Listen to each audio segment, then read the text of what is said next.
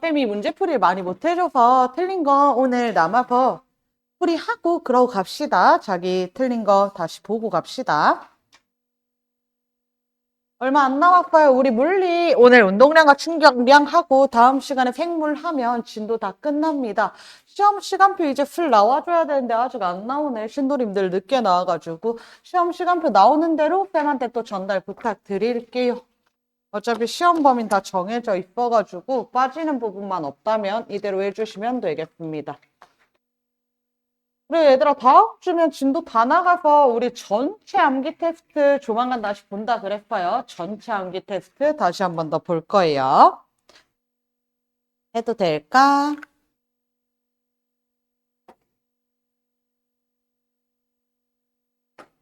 표정이 왜 그래? 해도 돼? 180페이지 역학적 시스템과 안전입니다. 해당 단원에서는 관성, 그리고 운동량, 그리고 충격량 이렇게 세 가지 물리량에 대해서 공부를 할 거고요. 먼저 우리가 관성부터 이야기를 할 건데 우리 지지난 시간에 뉴턴 운동법칙 이야기했던 거 기억날까요? 뉴턴 운동법칙 세 가지 있는데 그중에 첫 번째만 다시 한 번 더 떠올려 볼까? 뉴턴 운동제 1법칙 뭐라고 이야기했지? 그치, 관성법칙이라고 이야기했었잖아. 관성법칙이란 물체의 작용하는 일자임이 0이라면 모든 물체는 원래 운동 상태를 유지한다. 정지한 물체는 계속 정지할 것이고 운동하는 물체는 계속해서 등속도 운동한다. 이게 관성법칙이었습니다. 그래서 우리 뉴턴 운동제 1법칙 이야기하면서 관성에 대해서 이미 다룬 적 있는데요. 해당 단원에서 다시 한 번 더 관성에 대해서 정리하고 가겠습니다. 관성이란 물체가 원래의 운동 상태를 유지하려는 성질을 이야기합니다. 물체가 원래 운동 상태를 유지하려고 하는 성질. 그래서 정지한 물체는 계속 정지하려고 하고 운동하는 물체는 계속 운동하려고 한다. 그래서 정지 관성도 있고 운동 관성도 있다라고 이야기했습니다. 관성에는 두 가지 정지한 물체가 가지는 정지 관성과 운동하는 물체가 가지는 운동 관성이 있다라고 이야기했습니다. 그리고 이때 이 관성의 크기는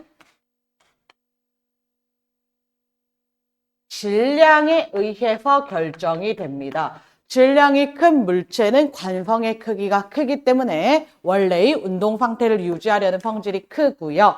질량이 작은 물체는 관성의 크기가 작기 때문에 원래 운동 상태를 유지하려는 성질이 작다. 그러면 이게 뉴턴 운동체 2법칙이랑도 연결 지어졌잖아. 뉴턴 운동 2법칙에서 가속도 법칙이란 가속도의 크기는 질량에 반비례하고 힘의 크기에 비례한다. 이렇게 이야기했단 말이야.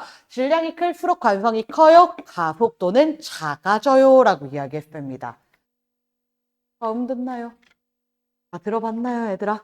수업 시간에 다루었던 내용입니다. 그래서 이때 관성에 의해서 나타나는 현상을 정지관성과 운동관성 두 가지로 나누어서 보겠습니다.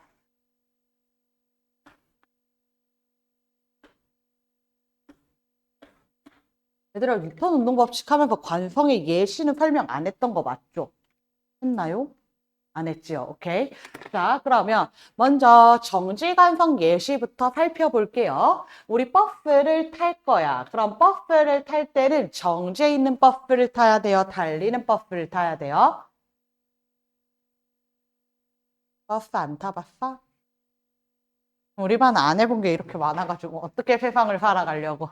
얘들아, 버스 달리는 거 타야 돼? 정지한 거 타야 돼? 정지한 버스 타야지. 얘들아, 버스는 정차하고 타는 거야. 우리 달리는 버스에 매달려 가진 않을 거잖아. 버스가 정지했을 때 나는 정지한 버스에 올라탈 거야. 그럼 정지한 버스에 올라탔는데 버스 기사 아저씨가 갑자기 급 출발을 하는 거야. 나 지금 정지하고 있으니까 계속 어떤 상태 유지하고 싶어? 정지 상태 유지하고 싶어. 그런데 버스 아저씨가 급 출발하면 몸이 어디로 넘어질까요? 앞으로 뒤로? 뒤로 넘어집니다. 그게 관성의 이해 현상인 거야. 다시 한 번 더 얘들아. 버스 아저씨가 급 출발하면 내 몸은 뒤로 쏠리게 됩니다. 왜냐하면 이때 버스를 타고 있을 때 내가 발바닥은 버스에 붙어 있단 말이야. 근데 내 몸은 여기 계속 있고 싶은데 발바닥이 붙어 있기 때문에 앞으로 나아가게 되지요. 그래서 이때 몸이 뒤로 넘어가게 된다. 정지 관성에 의한 현상이다. 라고 이야기해 주는 겁니다. 그 다음 두 번째.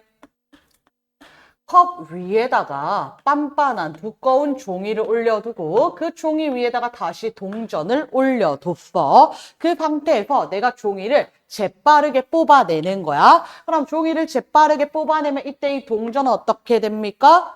컵 속으로 땡그랑 하고 들어가게 되겠지. 이때 이 동전은 정지 상태에 있었기 때문에 계속해서 정지 상태를 유지하려고 합니다. 그런데 받쳐주고 있는 종이가 없어졌기 때문에 정지 상태에서부터 자유낙하 운동을 하게 되었구나라는 거 알 수 있습니다. 될까요? 자, 그리고 천장에다가 실 A를 매달고 다시 추를 매달고 다시 실 B를 연결했을 때 이야기해보자. 천장에 실 A 다시 추, 실 B 이렇게 연결을 해보았다. 그럼 이때 추는 정지 상태에 있는 거란 말이야. 그럼 계속해서 정지 상태를 유지하려고 하는데 내가 실 B를 빠르게 잡아당겨 봅시다. 그럼 이때 실 B를 빠르게 잡아당겼을 때 실 A가 끊어질까요? 실 B가 끊어질까요? 추가 계속 정지하려면 얘들아 A가 끊어줘야 돼? B가 끊어줘야 돼? B가 끊어줘야 돼. A가 끊어지게 되면 추가 운동하게 되기 때문에 추가 이 정지 상태를 계속 유지하기 위해서는 실 B가 끊어져야지 계속해서 정지 상태를 유지할 것이다. 그 다음 마지막 지진파를 기록하는 장치인데요. 지진파 기록 장치의 경우에는 이렇게 막대기에다가 용수철을 연결해두고 여기에다가 펜을 이렇게 매달아 놓는단 말이야. 그럼 이 펜에서 지진파 기록 장치에다가 찌직찌직찌직 기록을 해주는 거야. 그러면 지진이 일어났을 때, 진동이 일어났을 때 추에 붙어 있는 펜이 계속 정지 상태를 유지하려고 한단 말이야. 그래서 그 정지 상태를 유지하면서 땅은 흔들리잖아. 그럼 땅이 흔들리면서 이때 기록이 되더라. 땅이 흔들리면서 기록이 되더라. 주가 정지에 있으려는 정지 관성 때문이다. 그 다음 운동 관성 볼 건데요. 다시 이번에 버스인데 얘들아. 버스가 달리고 있어. 버스가 앞으로 달리고 있는 거야. 그럼 버스가 앞으로 운동하고 있을 때 버스에 타고 있는 승객은 버스에 타고 서 있는 승객은 정지하고 있는 거야? 운동하고 있는 거야 얘들아? 승객은 같이 운동하고 있는 거지 얘들아. 버스 안에 서 있다고 해서 정지하고 있다라고 이야기하면 안 돼. 승객 정지하고 버스 운동하면 이렇게 빠져나와 버릴 거죠. 그게 아니라 이때 승객도 버스랑 같은 속도로 같은 방향 같은 빠르기로 같이 운동하고 있더라라고 생각을 해줘야 되는 거야. 승객도 같은 방향으로 운동을 하고 있는 거야. 근데 이때 버스 기사 아저씨가 그 브레이크를 끽 하고 밟아. 그럼 승객은 어디로 넘어지게 됩니까? 어디로 넘어져 얘들아? 앞으로 넘어지게 되겠지요. 왜냐하면 승객은 원래 운동하고 있었으니까 운동 관성 가지려고 한단 말이야. 몸은 계속 앞으로 나아가려고 하는데 발은 멈춰버렸으니까 몸만 앞으로 나아가서 앞으로 넘어지게 되더라 라고 이야기해 주는 겁니다. 이와 같은 예시가 여러분이 길을 걸어가다가 돌부리에 걸렸어. 그럼 돌부리에 걸리는 순간 몸이 어디로 넘어져? 앞으로. 나 계속 앞으로 나아가려고 하는 성질 때문에 발이 돌부리에 걸리더라도 내 몸은 앞으로 나아가서 앞으로 휘용 하고 떨어지게 되더라라고 이야기하는 겁니다. 그 다음 자동차 탈 때 얘들아 우리 승객들은 자동차에 타서 안전벨트 매주어야 된단 말이야. 마찬가지입니다. 차 사고가 났을 때 급 정지하게 돼서 차가 멈춘다 하더라도 이때 타고 있는 승객 또는 운전자의 경우에는 계속 앞으로 나아가려고 하기 때문에 안전벨트를 매지 않으면 차는 멈추고 내 몸은 튀어나가기 때문에 자동차에서 차는 멈추고 내 몸 튀어나가면 머리로 뚫고 나가버리는 것이기 때문에 안전벨트 매주어야 된다라는 이야기입니다. 그 다음 마지막 망치입니다, 얘들아. 망치는 구조가 어떻게 이루어져 있냐면 망치는 망치 자루랑 망치 머리 부분이 있고요. 망치 자루에다가 망치 머리가 이렇게 끼워져 있다라고 생각하면 돼. 그럼 우리가 망치는 쿵쿵쿵 두드릴 때 사용을 한단 말이야. 그럼 이렇게 사용을 하다 보면 얘가 빠져버려, 조금씩. 그럼 폰으로 이렇게 꾹꾹 눌러줘도 되지만 일반적으로 우리가 망치를 사용하는 사람들은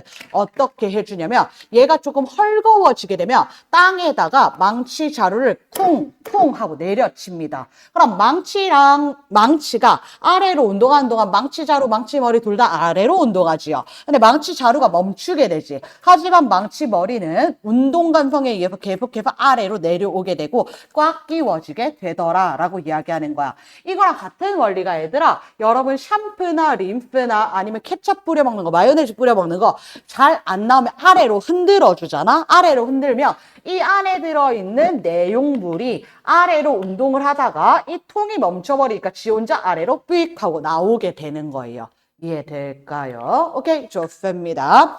그래서 관성 법칙이란 모든 물체는 질량을 가지고 있고 질량을 가진 물체는 관성을 가진단 말이야. 그렇지만 항상 모든 물체가 정지하거나 등속도 운동하는 것은 아니더라. 전제 조건이 있어. 물체에 작용하는 알짜 힘이 0이라면 정지하는 물체는 계속해서 정지 상태를 유지할 것이고 운동하는 물체는 원래의 운동 상태를 유지한다 그랬잖아. 그럼 원래의 운동 상태, 즉 원래의 속도를 유지하는 것이기 때문에 무슨 운동을 한다? 등, 속, 도 운동을 한다. 이거 앞에서 다 설명드렸던 내용입니다. 물체에 작용하는 힘이 0이라면 물체는 정지 또는 등속도 운동한다. 이걸 뉴턴 운동 제1법칙 관성 법칙이다 라고 이야기하겠습니다. 될까요? 자, 그러면 이제 본격적으로 운동량과 충격량에 대해서 이야기해 보도록 합시다.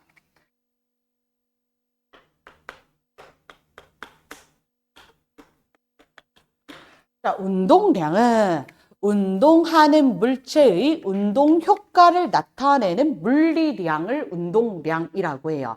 운동량의 정의는 운동하는 물체의 운동 효과를 나타내는 물리량입니다. 그런데 얘들아, 사실 정의보다 우리가 기억해야 되는 건 공식입니다. 운동량은 기호를 이제부터 P라고 나타낼 거야. 운동량의 기호는 P로 나타낼 거고요. 운동량의 크기는 질량과 속도의 곱으로 나타냅니다. 다시 한 번 더. 운동량은 질량과 속도의 곱으로 나타내겠다라는 거야.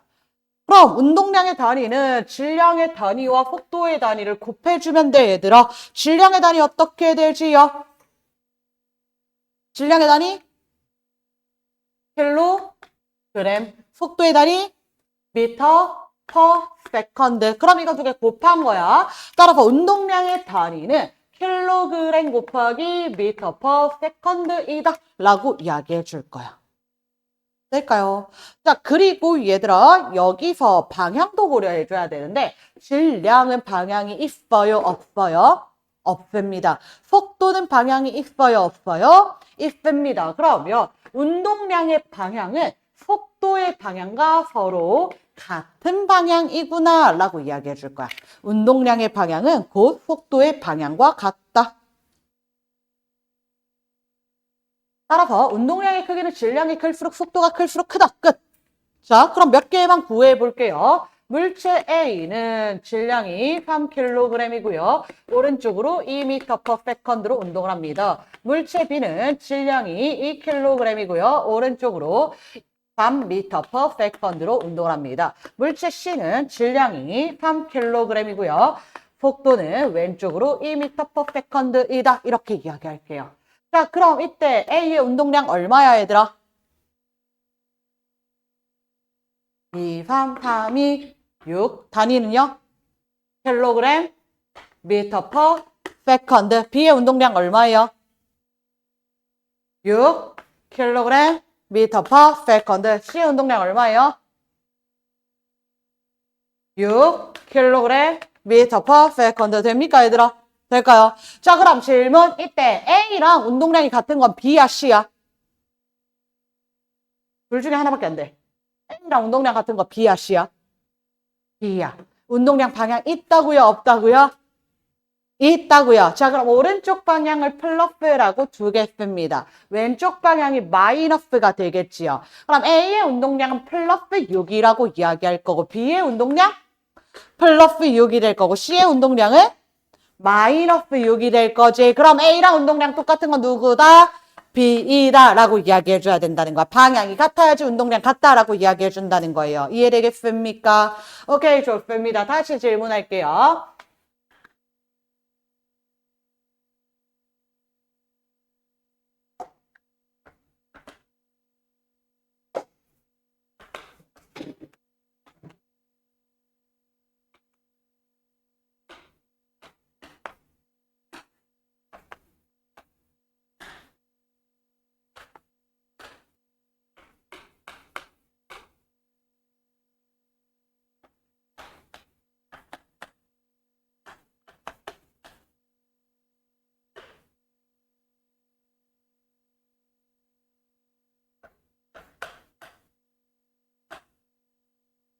자, 이때 운동량의 크기를 비교하겠습니다.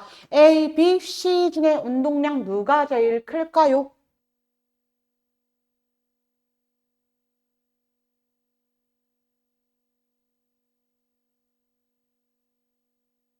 누가 제일 커, 얘들아? A. 그 다음, 그치? C. 그 다음, B. 좋아요. 자, 다시 질문할게요. 관성의 크기는 A, B, C 중에 누가 제일 클까요?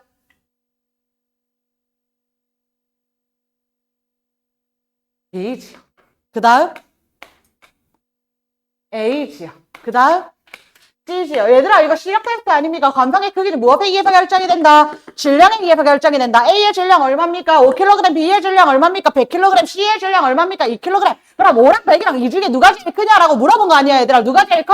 100이 제일 커? 누가 제일 커? B가 제일 커? 라고 이야기해주면 되는 거잖아. 그렇지. 그래서 관성의 크기랑 운동량의 크기랑 별개로 본다라는 거, 틀리지 말라는 거. 얘들아, 거저주는 문제인데 여러분이 시험 시간에 나도 모르게 너무 긴장을 해서 말도 안 되는 문제면 실수할 수 있다는 거 기억해 주시면 되겠습니다. 그럼 얘들아, 우리 지난 시간에 가속도도 배웠고 속도의 변화량 구하는 거 배웠으니까 운동량의 변화량 뒤에서 나오지만 미리 한번 구해 볼게. 어때? 좋아. 어떤 물체의 질량이 5kg이야. 근데 이 물체가 오른쪽으로 2m/s로 운동을 하다가 잠시 뒤에 봤더니 이 물체가 오른쪽으로 6m/s로 운동을 하더라. 같은 물체야, 얘들아? 그럼 이때 이 물체의 운동량의 변화량, 그럼 델타 P 이렇게 쓰겠지? 속도의 변화량 델타 V 이렇게 쓸 거고, 이해될까? 자, 그럼 운동량의 변화량을 구하여라 라고 하면 나중 운동량 빼기 처음 운동량을 구하여라 라고 이야기하는 거지요. 그러면 처음 운동량 얼마였어요? 그렇지, 10이지. 5, 20. 나중 운동량 얼마였어요? 5, 6, 30이지요. 그러면 운동량의 변화량은 얼마 되겠습니까?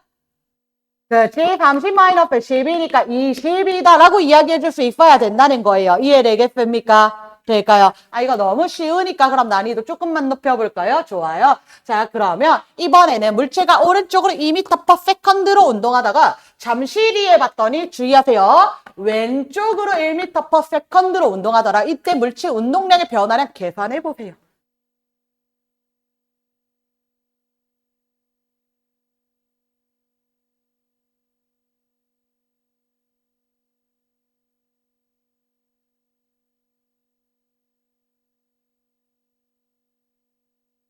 얼마요?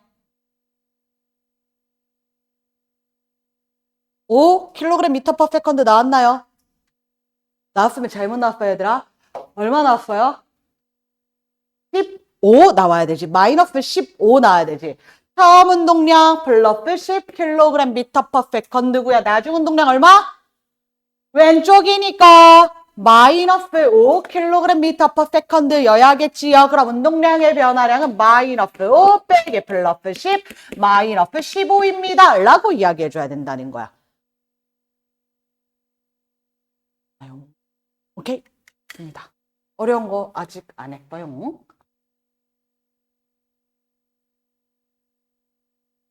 자, 그리고 이번에는 충격량을 살펴볼게요.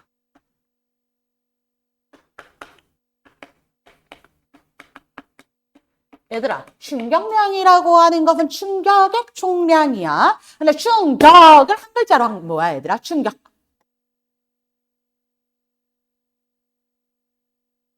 뭐야, 얘들아? 충격을 주었다? 힘을 주었다라는 거야. 그래서 충격량이라고 하는 것은 힘의 총량입니다. 이제부터 충격량은 기호 I로 쓰겠습니다. I로 쓰겠습니다. 그래서 충격량의 크기는 힘과 힘을 가한 시간의 곱으로 나타냅니다. 다시 한 번 더. 충격량은 힘과 힘을 가한 시간의 곱으로 나타냅니다. 얘들아, 여기 델타 붙어 있는데 그냥 힘을 가한 시간이다. 힘을 가한데 걸린 시간이다. 정도로 봐주시면 됩니다. 자, 그럼 충격량도 마찬가지로 단위 나타내야 되는데 충격량은 힘과 시간의 곱이니까 힘의 단위 어떻게 되지요? 뉴턴. 시간의 단위 어떻게 되지요? 세컨드. 그럼 충격량의 단위는 어떻게 해야 될까요? 뉴턴, 세컨드. 끝. 해야 될까요? 자, 그럼 방향도 봐주셔야 되는데 힘 방향 있어요, 없어요?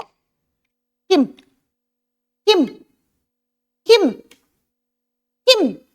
얘들아, 힘을 오른쪽으로 줬다, 왼쪽으로 줬다, 위로 줬다, 아래로 줬다. 말이 돼, 안 돼? 되잖아? 그럼 방향 있는 거야, 없는 거야? 있는 거야. 힘 방향 있어요. 근데 시간 방향 있을까, 없을까? 없어. 시간이 오른쪽으로 흘렀다, 왼쪽으로 흘렀다, 이런 말 안 된단 말이야. 그래서 이때 충격량의 방향은 힘의 방향이랑 똑같습니다.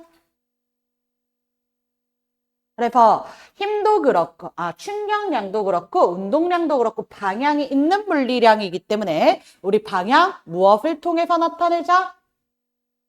플러스 마이너스 부호를 통해서 나타내자. 운동량의 방향은 속도의 방향, 충격량의 방향은 힘의 방향인데 이때 방향은 풀마 부호로 나타냅시다. 얘들아, 공식 2개밖에 안 쓸 거예요. 이 공식 2개 외워줘야 돼요. 우리 운동 경기는 잘 모르긴 하는데 축구, 야구에서도 쓰나? 축구, 야구? 그날의 경기를 제일 잘한 사람 뭐라고 해?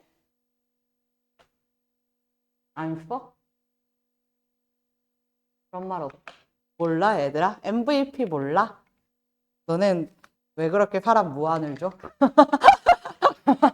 다 따돌림이고, 얘들아. 다 그런 거야. 사람한테 그렇게 하는 거 안 돼, 얘들아. 그리고 너네 혹시 가수 중에 FT 아일랜드 알아? 이것도 몰라?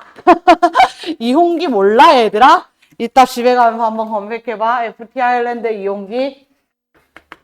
남자의 첫사랑 들어봐. 모르면 말고. 자, 얘들아, 어쨌든 공식 2가지만 외워주시면 됩니다. MVP, FTI, I는 FT, P는 MV 이렇게 2가지 외워주실 겁니다. 2가지 외워주실 겁니다. 자, 그리고 오늘 그래프까지만, 이번 시간에 그래프까지만 할게요. 자, 그래프 하나 주어질 건데 X축은 시간이래요. Y축은 힘이라고 합니다. 그래프가 나오면 우리가 확인해야 되는 것은 가로축, 세로축, 기울기, 넓이 이렇게 이야기했지요. 그럼 지금 가로축이 시간이고 세로축이 힘이란 말이야. 그럼 이 그래프에서 기울기가 의미하는 바는 시간분의 힘, 뉴턴 퍼 세컨드인데 우리 배운 적 없는 모르는 물리량이야. 그래서 이때는 무엇만 잘 살펴보면 되냐면 그래프의 면적, y축 곱하기 x축. 무엇을 의미한다고 얘들아? 면적의 넓이가? 그렇지. 충격량 의미한다라는 거예요. 다시 볼게요. 어떤 물체가 받은 힘을 시간에 따라 나타내었더니 다음 그래프와 같았다. 0초부터 3초까지 4뉴턴의 일정한 힘을 받았다라고 합니다. 그럼 이때 이 물체가 받은 충격량의 크기 얼마야, 얘들아? 다시. 어떤 물체에다가 내가 4뉴턴의 힘을 3초 동안 가했대. 그럼 물체가 받은 충격량 얼마 되는 거야? 12뉴턴 세컨드 되는 거지요. 그 값이 이 그래프의 면적의 넓이랑 같다고. 근데 꼭 면적이 힘의 크기가 일정할 필요는 없습니다. 힘이 일정하게 증가하거나 감소하거나 변화하는 경우도 상관없어. 그럼 다시 얘들아 노란색 그래프와 같이 힘을 받았다라고 해보자. 처음에 힘이 0이었는데 3초 일 때 힘이 4뉴턴이 됐어. 그럼 이때 받은 충격량의 크기 얼마 되겠습니까? 그래프 면적의 넓이 얼마야, 얘들아? 삼각형은 밑변 곱하기 높이 곱하기 2분의 1로 계산을 하잖아. 어떻게 되겠어, 얘들아? 6 뉴턴 세컨드만큼 충격량 받았다. 이렇게 이야기해 줄 거야. 근데 얘들아, 이렇게 직사각형이나 또는 직각삼각형, 사다리꼴의 형태도 나오기도 하지만 보통 많이 보이는 형태는 어떤 식으로 나오냐면요. 이런 식으로 나옵니다. 그러면 이건 너네가 면적의 넓이 못 구하거든. 문제에서 알려줄 거야. 이때 이 면적의 넓이의 크기는 14뉴턴 세컨드이다. 이런 식으로 알려줘. 그러면 충격량의 크기가 14뉴턴 세컨드구나. 끝! 이렇게 이야기해주면 된다는 거예요. 이해될까요? 오케이? 좋습니다. 자, 우리 그래서 대답 안 했으니까 조금만 더 할까? 평균 힘 보겠습니다. 평균 힘. 얘들아, 평균 힘까지만 이야기할게. 평균 힘은 뭐냐면 그냥 말 그대로 힘이야. 여기서 이번에는 이 힘에 대해서 다시 정의를 하는 건데 보세요. 노란색과 같이 0초부터 3초까지 충격량을 6뉴턴 세컨드 받았다라고 이야기를 할게요. 6뉴턴 세컨드. 이때는 힘의 크기가 변했잖아. 그러면 0초부터 3초까지 6뉴턴 세컨드의 충격량을 받는 동안 평균 힘의 크기는 얼마니? 라고 물어봐. 평균 힘의 크기. 말 그대로 평균적인 힘의 크기야. 구하라고 하는 것은 F를 구하라는 거야. 얘들아, 얼마야? 0초부터 3초까지 6뉴턴 세컨드의 충격량 받았어. 평균이 얼마일까? 1초에 얼만큼씩 받은 거야? 2뉴턴씩 받은 거야. 이해될까요? 다시 얘들아. 지금 보시면 0초부터 3초까지 6뉴턴 세컨드의 충격량을 받았다라고 했잖아. 그럼 평균 힘의 크기는 3분의 6 해서 2뉴턴이다 라고 이야기해 줄 거지. 끝인 거야. 이해될까? 그럼 얘도 고치자. 이때 보라색과 같이 힘을 받았을 때 0초부터 3초까지 충격량을 15뉴턴 세컨드 받았다라고 이야기해보자. 그러면 이때 평균 힘의 크기는 얼마야, 얘들아? 5뉴턴이다 라고 이야기해 줄 거지. 3분의 15인 거야. 그러면 평균 힘 F의 크기는 시간분의 충격량이구나. 끝인 거야. 단위는 힘의 단위니까 뉴턴이구나. 근데 사실 너무 당연한 이야기잖아, 얘들아. I는 FT야. 그럼 F는 T분의 I. 끝! 될까요? 오케이, 좋습니다. 그럼 잠깐 쉬었다가 이어서 하도록 하겠습니다.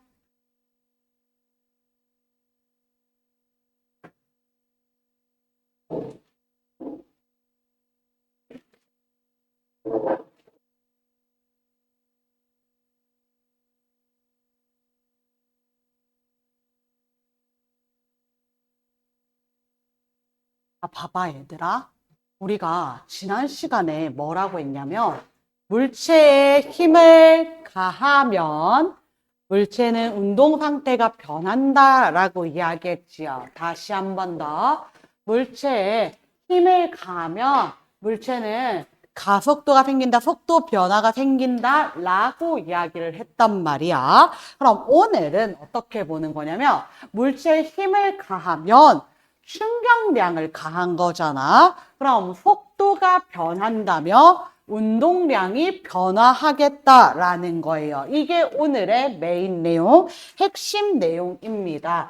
따라서 이들 사이에는 어떤 관계가 있냐면 물체에 가한 충격량은 물체의 운동량의 변화량과 같다. 이렇게 이야기해줘야 돼. 다시 한 번 더. 물체에 가한 충격량은 물체의 운동량의 변화량과 같다. 이 식은 이렇게도 풀 겁니다. 충격량은 힘 곱하기 시간으로 나타낼 것이고 운동량의 변화량은 나중 운동량 빼기 처음 운동량. 지난 시간에 속도의 변화량 했던 것과 마찬가지로 항상 변화량은 나중값 빼기 처음값입니다. 그러면 나중 운동량 빼기 처음 운동량 이렇게 4개의 값이 모두 다 같은 거야 얘들아. 4개의 값이.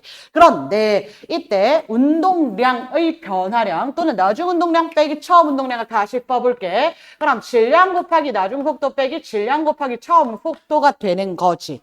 그럼 이때 질량으로 묶어서 나중 속도 빼기 처음 속도 괄호 묶어버릴 수 있지요. 그럼 나중 속도 빼기 처음 속도는 다시 어떻게 표현할 수 있냐면 질량 곱하기 속도의 변화량 이렇게 나타낼 수 있는 거야. 이렇게 5개의 값이 모두 다 같은 거고 이 식들 이용해서 여러분은 이제 문제를 풀겠다라는 것입니다.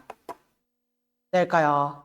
자, 그럼 문제 해볼게, 얘들아. 선생님이 예시를 하나 들어볼게. 어떤 물체의 질량이 2kg이야. 이 물체가 정지하고 있었는데 이때 물체의 오른쪽으로 5N의 힘을 4초 동안 주었다라고 해보자. 그럼 4초 후에 4초가 되었을 때 이 물체의 운동량은 얼마인가가 질문인 거야, 얘들아. 이해될까? 자, 그럼 다시 지금 힘 나왔고 시간 나왔잖아. 그럼 힘과 시간 이용해서 힘 곱하기 시간. 충격량이 20이고 운동량의 변화량이 20이고 나중 운동량 빼기 처음 운동량이 20이고 질량 곱하기 속도 변화량도 20이라는 거야. 이해될까? 그러면 지금 처음 운동량이 얼마지요, 얘들아? 정지 상태에 있었으니까 0이지요. 그럼 나중 운동량이 얼마가 되어야 한다는 거야? 20이 되어야 한다는 거야. 아, 그럼 이때 운동량의 크기는 20kg/s 이다 라고 이야기해 줄 거야. 자, 물질 질량 안 변해, 얘들아. 질량 여전히 2kg이잖아. 그럼 이때 물체의 속도는 얼마가 되는 거야? 속도는? 그쵸? 10m/s입니다. 이렇게 이야기해 주면 된다는 거야. 이게 끝이야, 얘들아. 이해될까요? 될까요? 다시 한 번 더, 얘들아. 지금 나와 있는 값이 힘이랑 시간이잖아. 그럼 힘, 시간 이용해서 이 값을 구한 거잖아. 그럼 20, 20, 20, 20, 20이라는 거예요. 이해될까? 근데 처음 운동량 알고 있지요? 0이지요? 그럼 나중 운동량이 20이 되겠다고요. 이해될까요? 질량 알고 있죠? 2kg이잖아. 그럼 속도의 변화량이 10이 되겠다는 거야. 처음 속도 0이었지? 나중 속도 10이 되어야 된다고. 처음 운동량 0이었지? 나중 운동량 20이 되어야 한다고요. 이해되겠습니까? 다시 또 해보자, 얘들아. 어떤 물체가 이번에는 오른쪽으로 2m/s로 운동을 하고 있었다. 0초일 때 오른쪽으로 2m/s로 운동하고 있었는데 이 물체에게 오른쪽으로 10N의 힘을 6초 동안 주었다라고 이야기해보자. 자, 그럼 또 똑같이 계산하는 거야, 얘들아. 나는 지금 힘 알고 시간 알잖아요. 그러면 힘 10N, 시간 6초, 충격량이 60이구나. 충격량 60, 운동량의 변화량 60, 나중 운동량 빼기 처음 운동량 60, 질량 곱하기 속도 변화량도 60인 거야. 자, 그러면 처음 운동량이 얼마였어요? 2, 4, 4, 2, 8이었잖아. 그럼 나중 운동량 얼마가 되어야 되는 거야, 얘들아? 네모 빼기 8은 60이야. 네모 얼마? 68이어야 된다는 거예요. 이해되겠습니까? 나중 운동량이 얘는 6초일 때 운동량이 68kg/ms라는 거예요. 근데 물체의 질량 그대로잖아. 4kg 그대로잖아. 그럼 속도는 얼마가 돼야 된다? 17m/s가 되어야 한다라는 거예요. 이렇게 볼 수도 있고요. 또는 얘들아 질량도 알고 있잖아. 질량이 몇 킬로그램이야? 4kg이지. 그럼 4 곱하기 네모가 60이어야 된다고. 네모 얼마야? 15여야 되지. 속도 변화량이 얼마라는 거야? 15. 처음 속도 얼마였는데? 2. 나중 속도 얼마 된다고? 17. 이렇게 된다는 거예요. 이해되겠습니까? 자, 반대로도 갈 수 있어야 돼. 반대로. 이번에는 어떤 물체가 운동량을 이번에 알려줄게, 얘들아.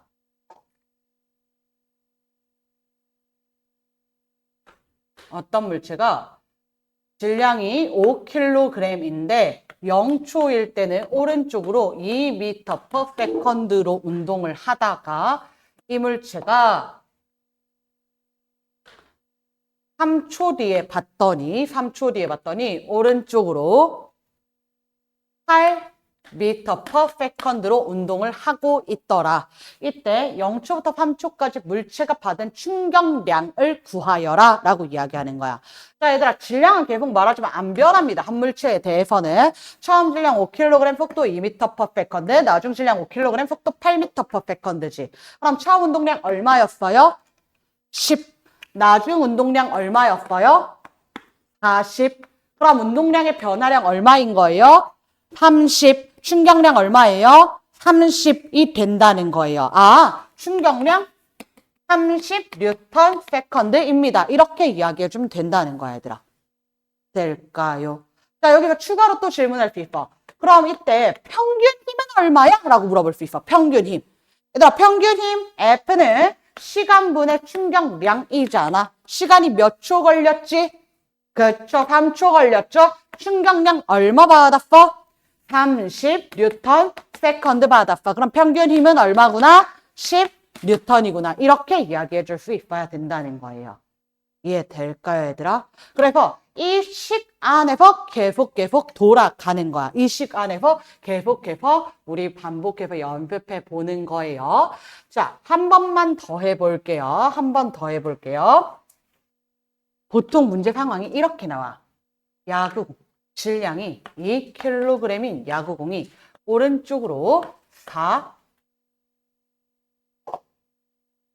4m/s로 운동을 하다가 벽에 부딪혀서 반대편으로 튀어나왔다. 반대편으로 1m/s로 튀어나왔다 라고 할 때 이때 공이 벽으로부터 받은 충격량의 크기를 구하세요 라고 합니다. 구해보세요. 얼마 나왔어요?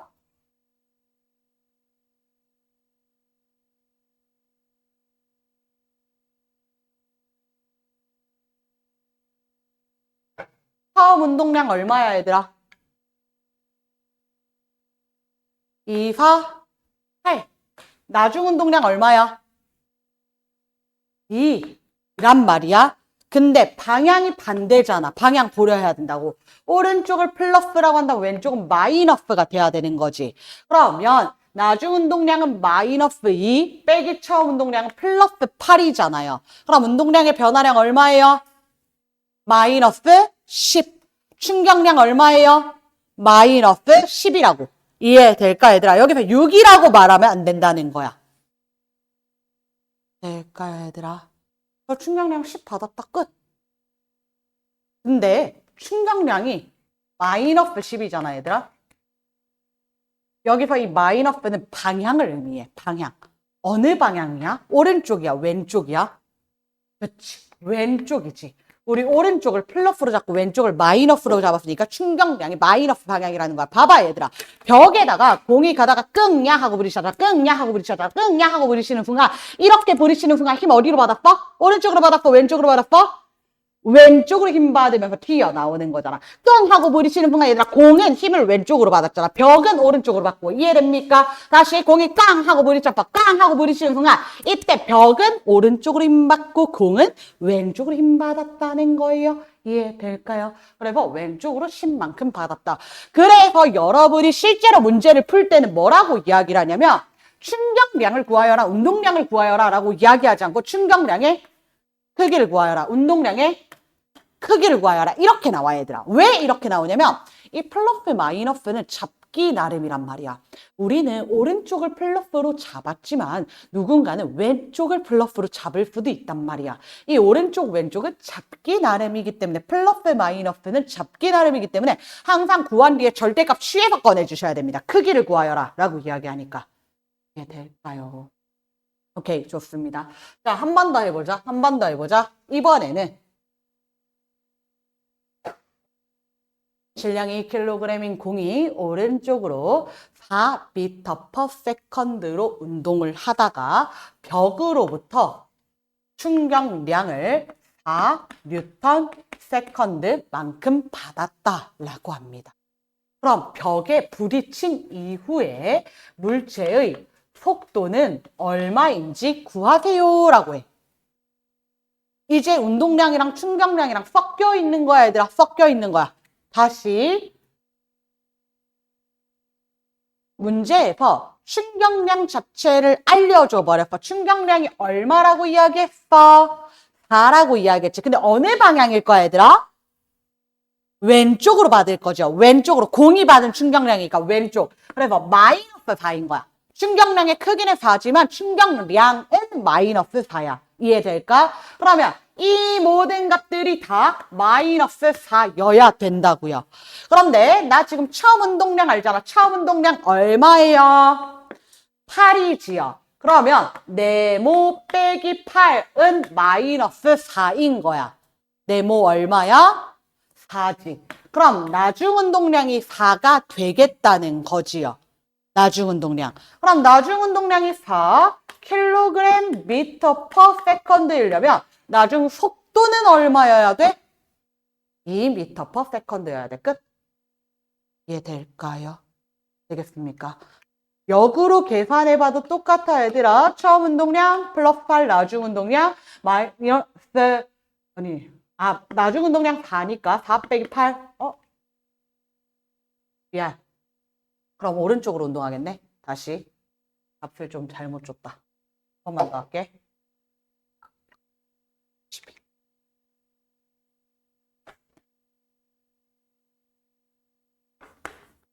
한 번만 더 하자. 한 번만 더 하자. 충격량이 14다. 충격량의 크기가 14다라고 할게. 어느 방향으로 받았다고? 오른쪽, 왼쪽? 왼쪽 부호는요? 마이너스 방향인 거야. 될까? 그러면 이 모든 값이 마이너스 14야.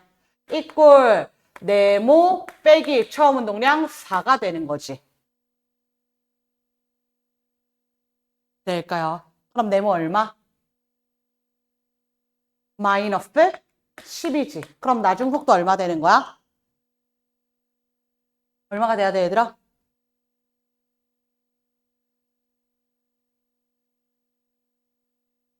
얼마 돼야 돼, 얘들아? 질량이 2kg, 운동량이 마이너스 10이니까. 다시 얘들아. 질량이 2kg, 운동량이 마이너스 10이야. 그럼 속도 얼마여야 돼? 마이너스 5라는 거야. 왼쪽으로 5m per second 라는 거예요. 될까요? 아, 내가 여기가 틀렸구나. 미안. 8이에요. 8이. 여기 얼마야, 그럼? 마이너스 6이네. 미안. 그럼 얼마 돼야 돼? 마이너스 3 되겠구나. 자, 그러면 얘들아. 이번에는 또 바꿔서 문제 내볼게.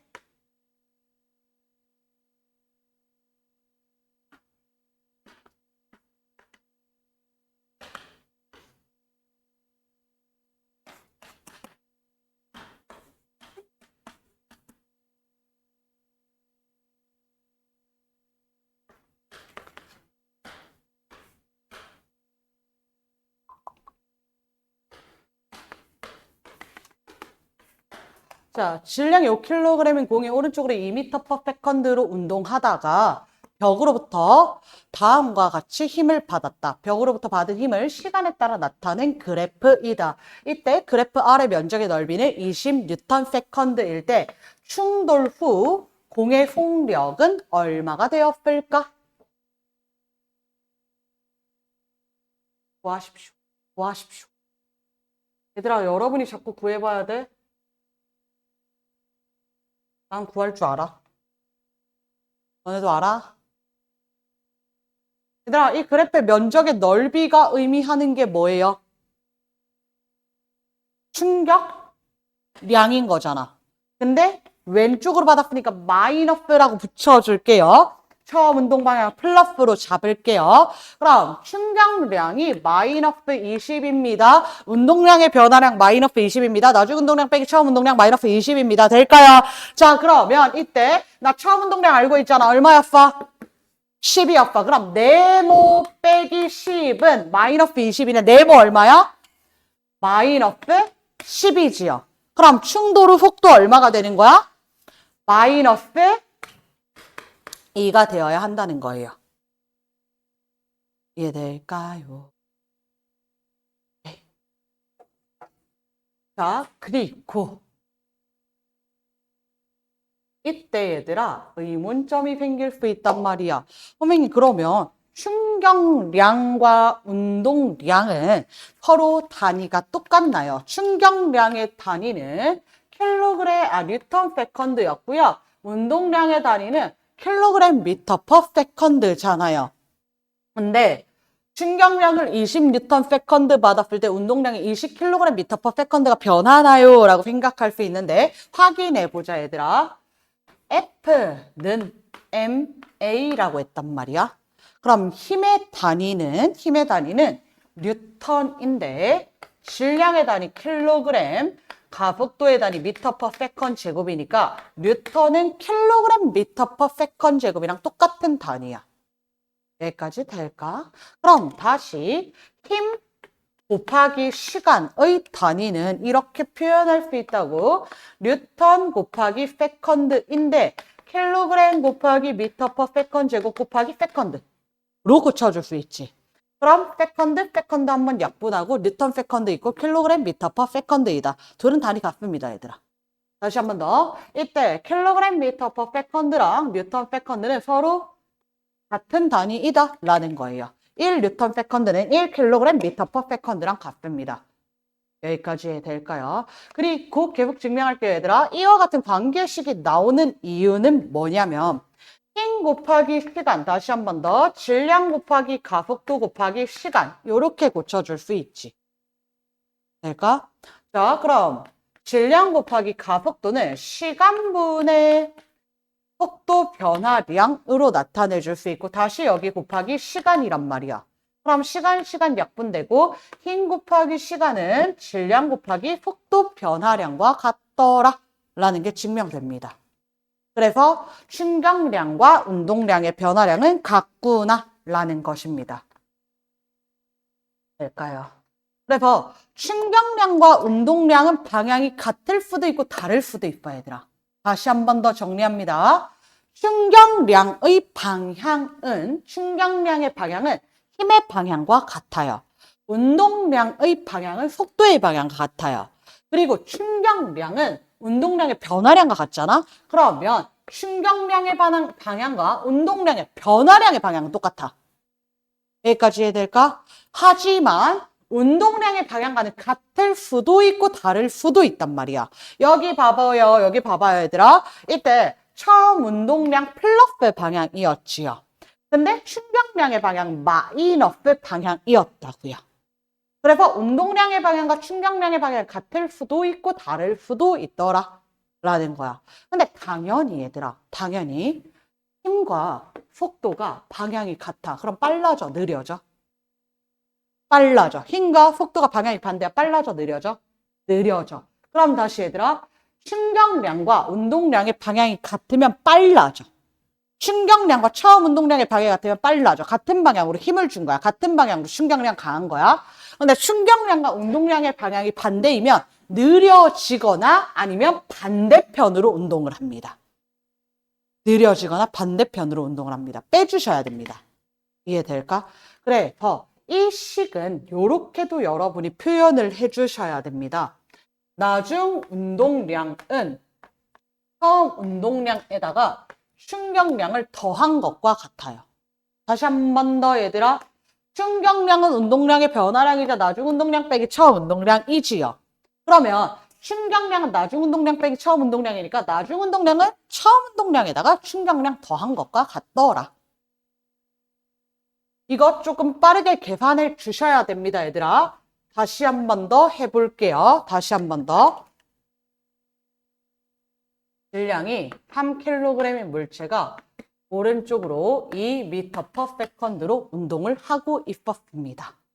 그리고 이 물체에게 오른쪽으로 5N의 힘을 6초 동안 가했을 때 나중 운동량을 구하여라 라고 합니다. 자, 그럼 내가 지금 알고 있는 정보는 처음 운동량 알고 있어요. 처음 운동량이 6kg m/s.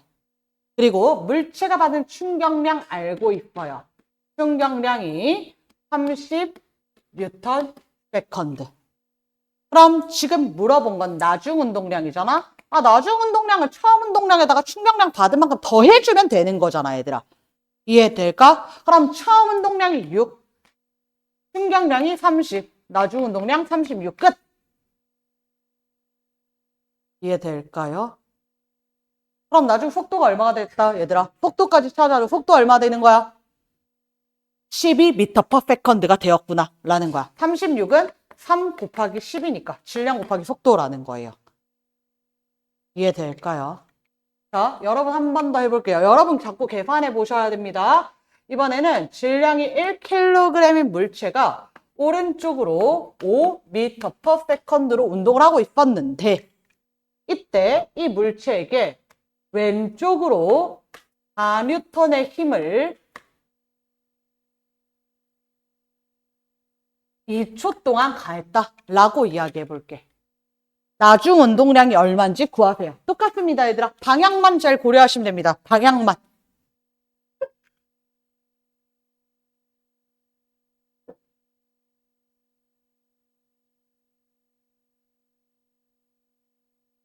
나중 운동량 얼마 돼, 얘들아?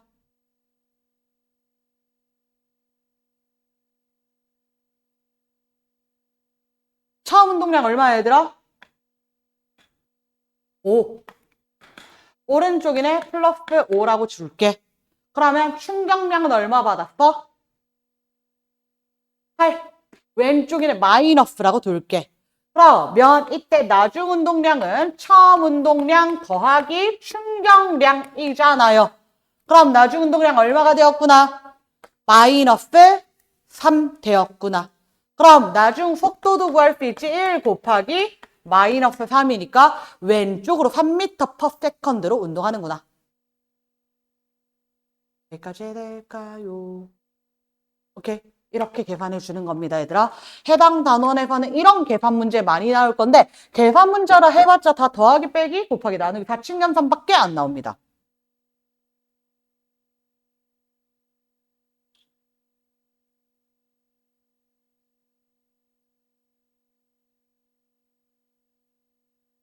이해될까요? 자, 그리고 얘들아, 심화 개념으로 넘어갈 건데요. 심화 개념에서는 학교에 다루실 수도 있고 안 다루실 수도 있는데 우리 일단 다뤄볼게.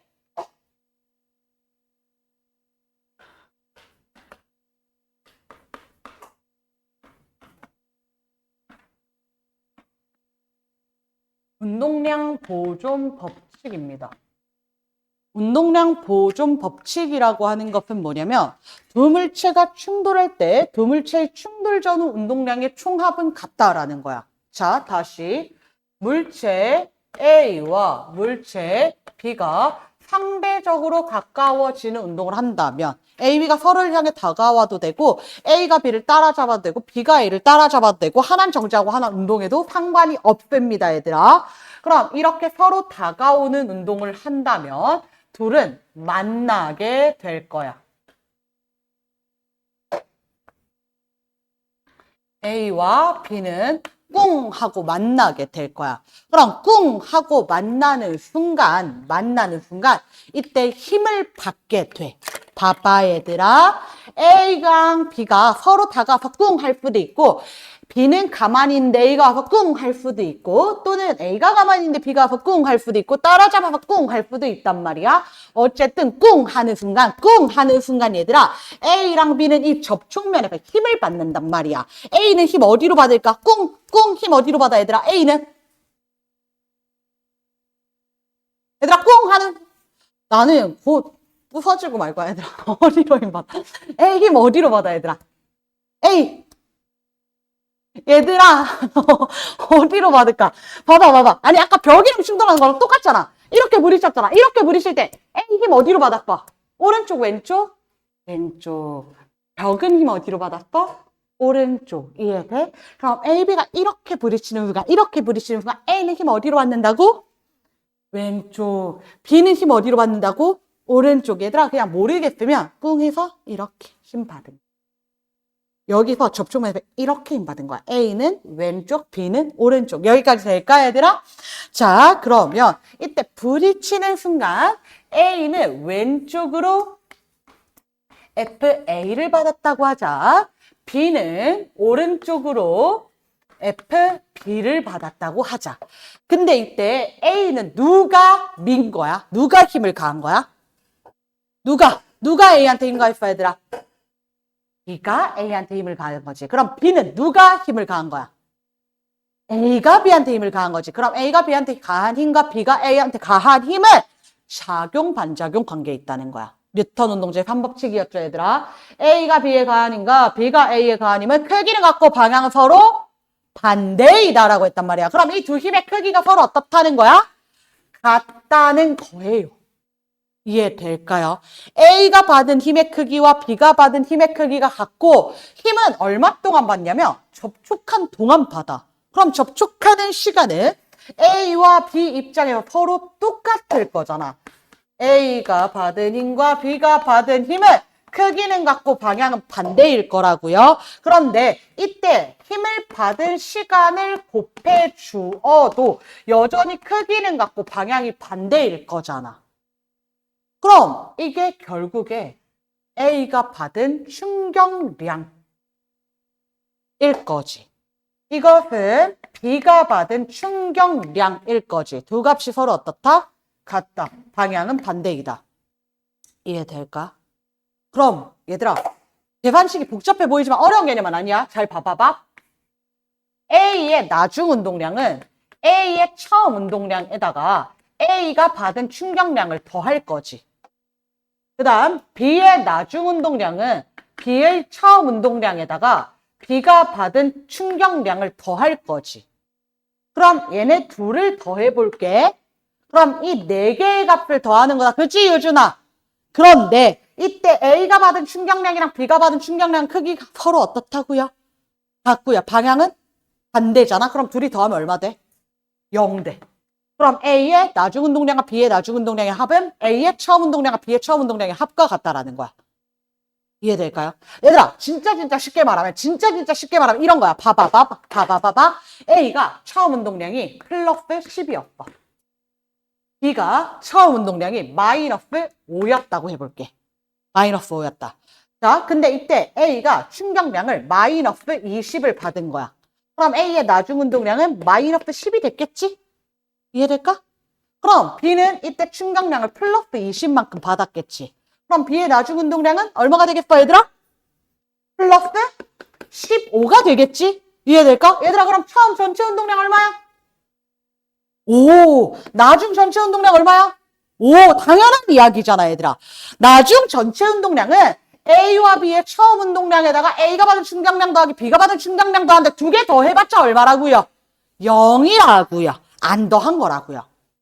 얘들아, 이때 A 운동량 변해 안 변해? A 변해요.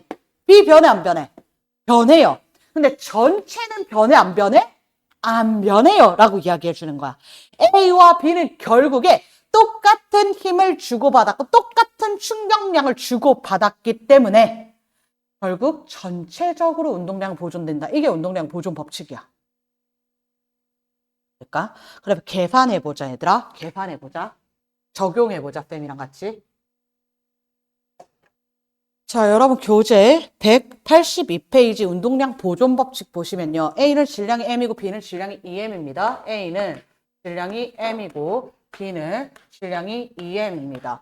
A는 처음에 속도가 2V였고요. B는 속도가 0, 정지 상태였습니다. 충돌 전. 그 다음 충돌 후 A는 속도가 2분의 V가 되었습니다. B는 속도가 얼마일까? 이게 질문인 거야, 얘들아. 그럼 해보자, 얘들아. 충돌 전 A의 운동량은 얼마야? 얼마?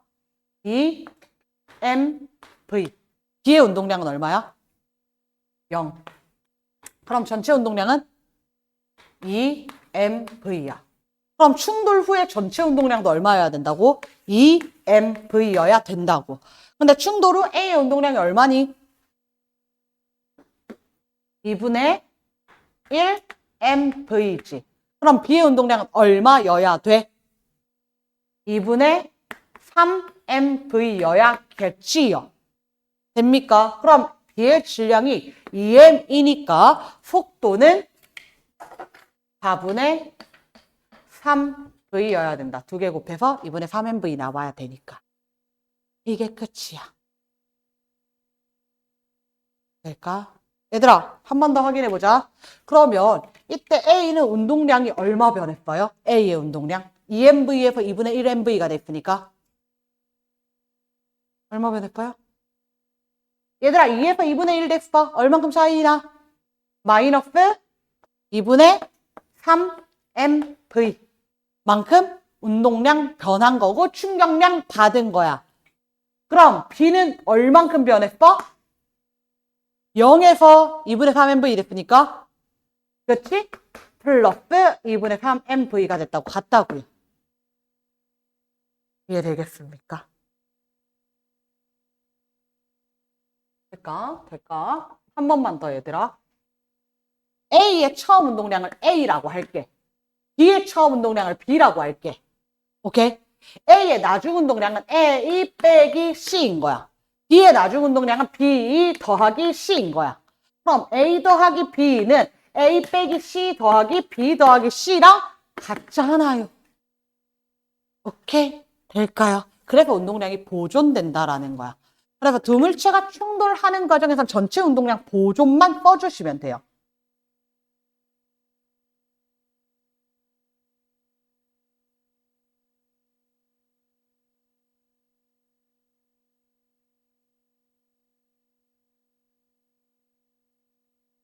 어려울까?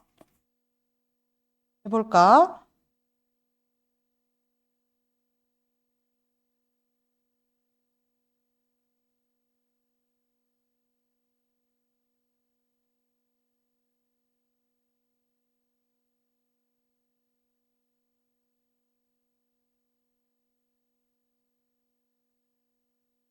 (192페이지에)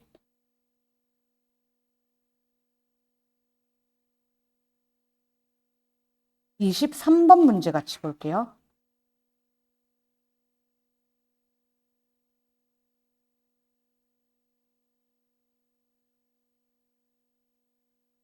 풀어볼게요.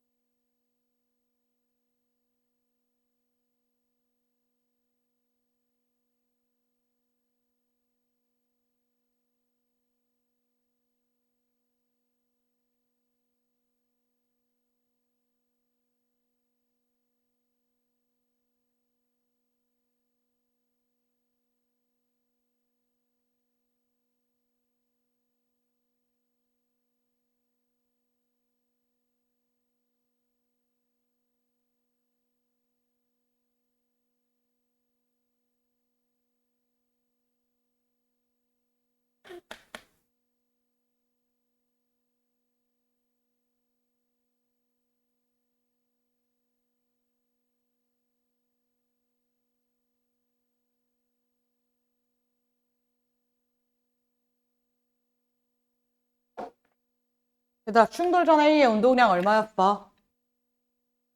3mv, B의 운동량 2mv. 이렇게 끝내면 안 돼, 얘들아. 방향 고려해야 되지. A는 오른쪽으로 운동하죠, 플러스. B는 왼쪽으로 운동하죠, 마이너스. 그래서 A는 플러스 3mv, B는 마이너스 2mv. 이렇게 이야기해 줄 거야.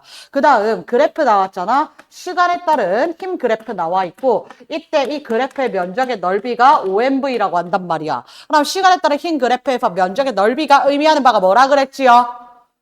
충경량이 5mv라는 거야. 그럼 이 둘이 부딪히는 순간 A는 힘을 어느 쪽으로 받는다고요? 왼쪽으로 받을 거고요. B는 힘 어느 쪽으로 받는다고요? 오른쪽으로 받는다고요. 그러면 이때 A는 충격량을 마이너스 5mv 받은 거고요. B는 충격량을 플러스 5mv 받은 거라고요. 따라서 A의 나중 운동량 플러스 3mv 마이너스 5mv니까 마이너스 2mv가 되어야 하고, B는 마이너스 2mv 플러스 5mv니까 플러스 3mv가 되어야 한다는 거야. 그래서 처음 전체 운동량 mv, 나중 전체 운동량 여전히 mv가 돼. 자, 그리고 문제에서 물어보는 건 속도잖아, 얘들아. 속도 구해야 된다고. 결국에 EMV는 M 곱하기 EV잖아. 그럼 속도는? 2V구나. 다시 3MV는 2M 곱하기 2분의 3V겠네요. 그럼 속도가 2분의 3V구나. 이렇게 나와주셔야 된다는 겁니다. 그럼 속도가 2대 2분의 3, 4대 3이다. 4번 되겠습니다. 사용. 자, 다시 돌아오세요.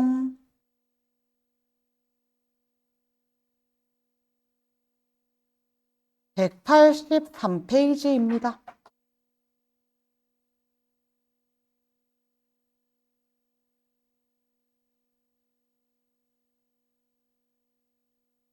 이제 이 운동량과 충격량을 이용해서 두 가지만 더 이야기를 할 건데,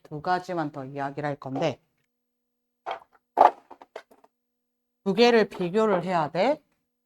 운동량의 변화량을 크게 하려고 할 때가 있고, 그 다음에 평균 힘을 작게 하는 경우가 있어. 이 두 가지를 좀 비교할 거야. 운동량의 변화량을 크게 한다는 것은 어떤 거냐면, 다른 말로는 속도 변화량을 크게 한다는 거야. 그럼 속도 변화량 크게, 운동량 변화량을 크게 하려면 충격량을 크게 해야 된단 말이야. 그럼 충격량 크게 하기 위한 방법은 두 가지가 있어요. 첫 번째, 힘을 크게 한다. 두 번째, 시간을 길게 한다. 힘을 가하는 시간을 길게 한다. 왜 운동량의 변화량을 크게 하냐면 공을 멀리 날리기 위해서, 포탄을 멀리 날리기 위해서. 내가 예를 들어서 배드민턴을 치는데 공이 앞으로 톡 하고 떨어지면 안 되잖아. 멀리 던져야 되잖아. 그럼 이때는 운동량의 변화량을 크게 해줘야 된다는 거야. 포탄을 멀리 보내야 될 때 운동량의 변화량을 크게 해줘야 된다는 거예요. 그럼 힘을 크게, 시간을 길게 해주는 거야. 팔팔 치는 것보다 세게 쳤을 때 더 멀리 날아갈 거잖아요. 이해될까요?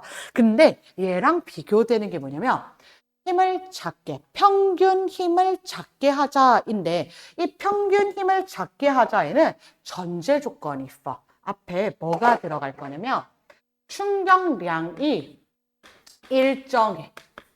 충격량을 변화하지 못할 때, 또는 충격량이 일정하다는 것은 운동량의 변화량이 일정하다는 거야.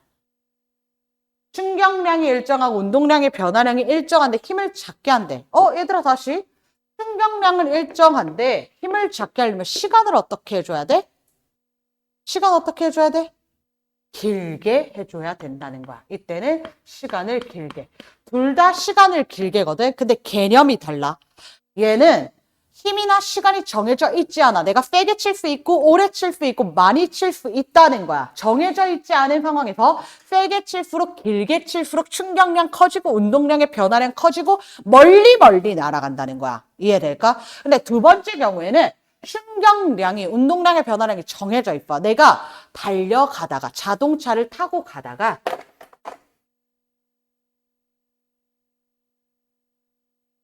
자동차와 나의 질량의 합이 100kg이야. 그 다음 속도가 2m/s야. 자, 그럼 이때 운동량이 200kg/s 였을 거지요.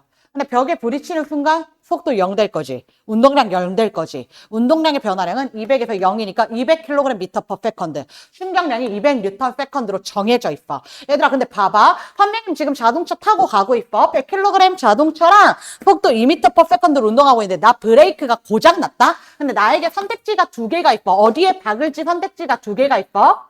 선택지가 두 개가 있는데 하나는 여기는 폭신한 매트리스로 이루어져 있어. 그리고 하나는 단단한 아스팔트 벽으로 이루어져 있어. 그럼 얘들아, 선생님은 A에 부딪혀야 돼? B에 부딪혀야 돼?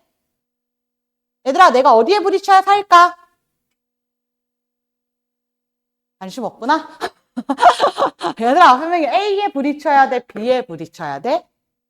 A에 부딪혀야 되잖아. 폭신한 곳에 부딪혀야 되잖아. 근데 생각해봐.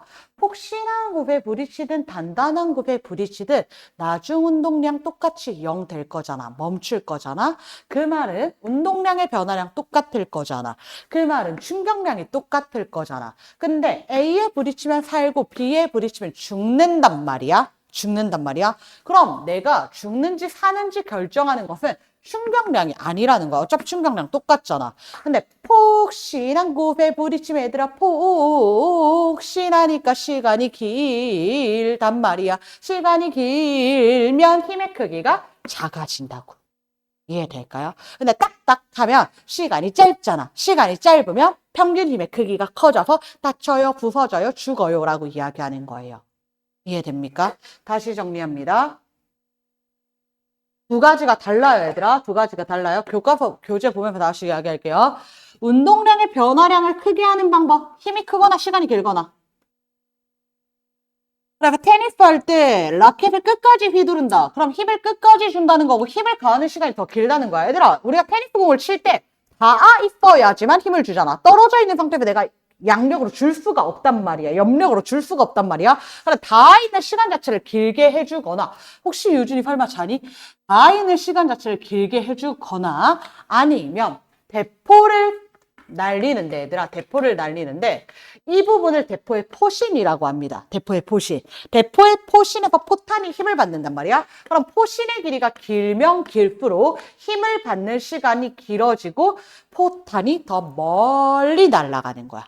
힘을 받는 시간 길어진다, 충격량 커진다, 운동량의 변화량 커진다, 속도 변화량 커진다, 멀리 날아간다. 이해될까요? 자, 근데 아래 내려오셔서 충격량이 같을 때 충격력과 충돌 시간 사이의 관계입니다. 다시 한 번 더. 충격량이 같다면 힘과 시간은 서로 반비례 관계지. 이해될까? 다시 얘들아. 힘은 시간분의 충격량이야. 얘가 일정해. 그럼 시간이 길수록 힘 작아질 거고 시간이 짧을수록 힘 커질 거지요. 반비례 관계에 있다라는 거예요. 그래서 충돌 시간이 길어질수록 충격력이 작아진다. 충격력, 평균 힘 같은 말입니다, 얘들아. 충격력이 작아진다. 자, 보자, 얘들아. 동일한 두 달걀을 동일한 높이에서 자유낙하시킬 거야. 그럼 지면에 도달하는 순간의 속력 똑같겠지요. 지면에 닿기 직전 속력. 그런데 이때 A에는 단단한 바닥이 있고요. B에는 폭신한 바닥이 있다라고 이야기를 해요. 근데 어쨌든 단단한 바닥에 부딪히는 폭신한 바닥에 부딪히는 멈출 거잖아. 나중 속도는 0이 되겠지. 그럼 땅에 닿기 직전의 속도 너도 V, 나도 V. 땅에 닿은 수의 속도 너도 0, 나도 0. 그럼 우리들은 동일한 달걀이니까 질량 같을 거잖아. 그럼 A에 부딪혔을 때 충격량 MV고요. B에 부딪혔을 때도 충격량 MV입니다. 근데 A랑 B 중에 어디에 떨어진 달걀이 깨져? 단단, 폭신, 어디에 깨졌어? 단단일 때 깨졌다는 거야. 충격량은 같지만 단단하기 때문에 시간이 작잖아요. 충격량은 같지만 폭신하니까 시간이 길잖아요. 그럼 시간이 길면 그만큼 평균임의 크기는 작아진다. 충격력의 크기는 작아진다라는 거예요. 이해될까? 그래서 다시 정리합니다. 이때 충격량의 크기는 A와 B가 같습니다. 운동량의 변화량의 크기도 A와 B가 같습니다. 그래프 아래 면적의 넓이도 A와 B가 같습니다. 그런데 충돌하는 시간이 A보다 B가 더 기니까 평균 힘의 크기가 A가 B보다 크더라. 외워주셔야 됩니다.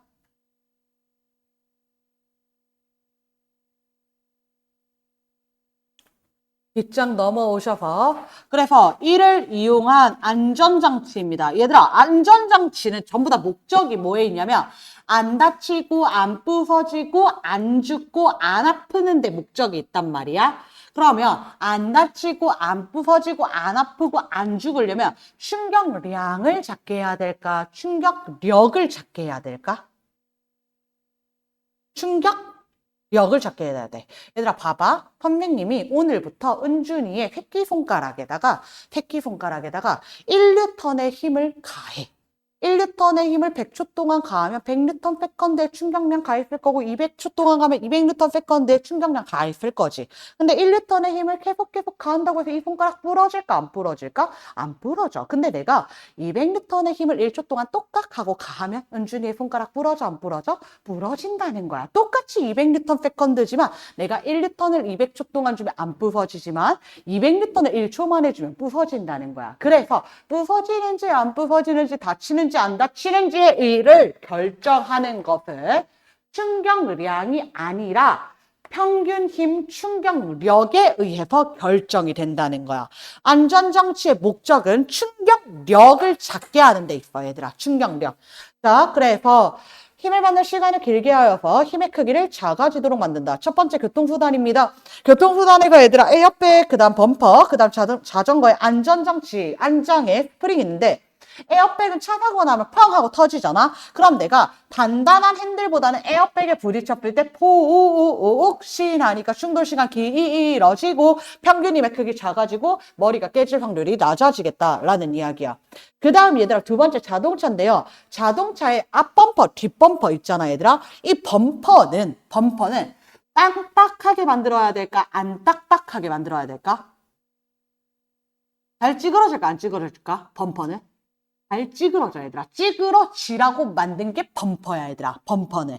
왜냐면 내가 차 사고가 났는데 범퍼가 너무 딱딱해. 범퍼가 딱딱하고 잘 안 찌그러져. 그럼 깡 하는 순간 한 번에 힘을 받는단 말이야. 근데 범퍼가 잘 찌그러지게 되면 찌글 하면서 힘을 받는 시간이 2배, 3배 늘어나게 된단 말이야. 그럼 힘을 깡 하고 받는 것보다 찌글 하고 받을 때 시간이 늘어났기 때문에 평균 힘은 작아지게 되는 거고 집에 있는 남의 차는 하면 좀 그러니까 엄마 차나 아빠 차의 범퍼를 발로 까봐 얘들아. 내가 그렇게 큰 힘을 가하지 않더라도 여러분이 운동화를 신고 범퍼를 이렇게 발로 깡 하고 차잖아? 그럼 그 범퍼 찌그러집니다. 원래 찌그러지라고 만든 것이기 때문에 그래 얘들아. 실제로 찌그러집니다. 그 다음 자전거에 한 장 스프링 들어있어. 띠용띠용 한다. 충돌 시간 늘어난다. 그 다음 운동 경기에서 태권도 권투 경기에서 전부 다 헬멧 쓰지요. 그럼 헬멧은 딱딱하게 만들어 폭신하게 만들어 폭신하게 만들어 스펀지가 충격을 흡수해준다. 충돌 시간 늘려준다. 그 다음 얘들아 멀리뛰기 선수라든지 제자리뛰기 선수도 마찬가지인데 여러분이 집에 갈 때도 마찬가지야. 집에 갈 때 내가 너무 기쁜 마음으로 계단을 뛰어 내려갈 거야. 점프하고 뛰어 내려가. 근데 너네도 모르게 본능적으로 어떻게 뛰냐면 뛰어 내리는 순간 무릎을 굽힐까요? 펼까요? 생각해봐 얘들아. 무릎을 굽힐까요? 펼까요? 너네 한 번도 안 뛰어봤어? 굽혀요, 펴요? 굽혀, 얘들아. 왜 무릎을 굽히냐면 내가 무릎을 편 상태로 땅 하고 뛰어내리면 한 번에 멈추게 되고 한 번에 충격을 다 받게 된단 말이야. 충돌 시간이 짧아져. 근데 무릎을 굽히게 되면 그만큼 충돌 시간이 길어지게 되는 거야. 길어지게 되는 거야. 이따 집에 가면서 해봐, 얘들아. 집에 가면서 계단 1, 2층에서 하는 건 좀 티도 안 나고 한 계단 5칸 정도? 5칸 정도 하는데 실험하는 순서는 얘들아 무릎을 구부리는 게 먼저야. 펴는 걸 먼저 하면 두 번째 실험을 못 하거든. 무릎을 구부리고 5칸을 한번 뛰어 내려가. 그리고 무릎을 펴. 얘들아, 무릎에 힘을 바짝 준 상태로 무릎을 펴고 5칸을 점프를 해봐. 그러면 무릎이 부러져. 무릎이 부러져. 왜냐면 충돌 시간이 짧아서 충전력의 크기가 커졌기 때문이야. 자, 그 다음에 야구 방패입니다. 야구 방패의 포수는, 얘들아, 포수는 공을 이렇게 깡 하고 잡으면 멋있지. 멋있는데 아프단 말이야. 그래서 공을 원래 어떻게 잡냐면 손을 뒤로 빼면서 잡아. 얘들아, 이게 피한다는 개념이 아니라 받으면서 뺀다는 거야. 받으면서 조금씩 멈추면서 뺀다는 거야. 그럼 충돌 시간이 길어지기 때문에 평균 힘의 크기 작아진다. 그 다음 일상생활에서 에어캡 쓰는 거라든지 아니면 모서리에다가 보호막 붙이는 거라든지 놀이매트 전부 다 포옥실입니다. 시간 길게 해주는 거고 평균 힘 작게 해주는 것이다. 끝! 될까요?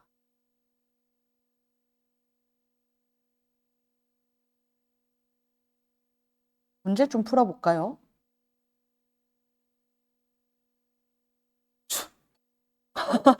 시가 얇은데.